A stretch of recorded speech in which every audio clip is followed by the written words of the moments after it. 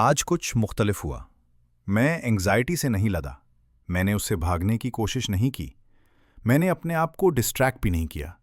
मैंने बस उसे छोड़ दिया। क्योंकि आज मुझे एक गहरी बात समझ आ गई। एंग्जाइटी बाहर की दुनिया से नहीं आती। वो मेरे अपने परसेप्शंस, मेरी सोच के अंदर पैदा होती है।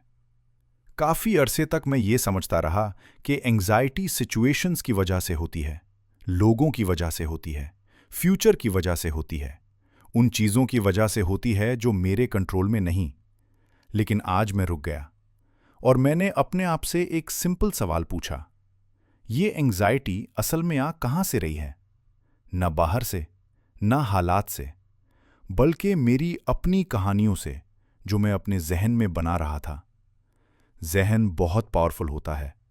वो रियलिटी पर रिएक्ट नहीं करता, बल्कि उस मीनिंग पर रिएक्ट करता है जो हम रियलिटी को देते हैं। दो लोग एक ही सिचुएशन फेस करते हैं। एक पुरसुकून रहता है, दूसरा बेचैन हो जाता है।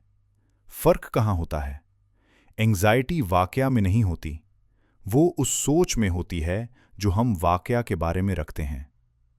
मार्कस ऑरेलियस अपनी किताब मेडिटेशंस में लिखता है, इंसान चीज़ों से परेशान नहीं होता, बल्कि उन ख्यालों से होता है जो वो चीज़ों के बारे में बनाता है।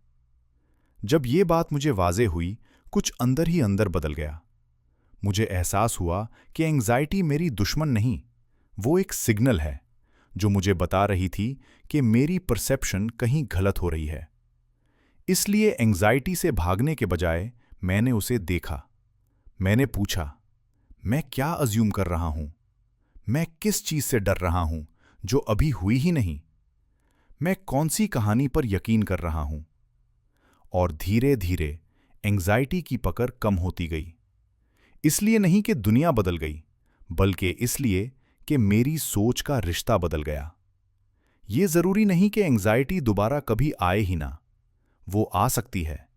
लेकिन अब मुझे ये पता है, एंग्जाइटी मुझे कंट्रोल नहीं करती, मेरी परसेप्शंस करती हैं। और परसेप्शंस को सवाल किया जा सकता है, उन्हें नर्म किया जा सकता है, उन्हें छोड़ा जा सकता है। अगर आप इस वक्त बेचैनी महसूस कर रहे हैं, तो ये मत पूछिए कि मैं इस फीलिंग से कैसे भागूं। ये पूछिए, मैं कौन सी सोच रख रहा हूं जो इस बेचैनी को पैदा कर रही है।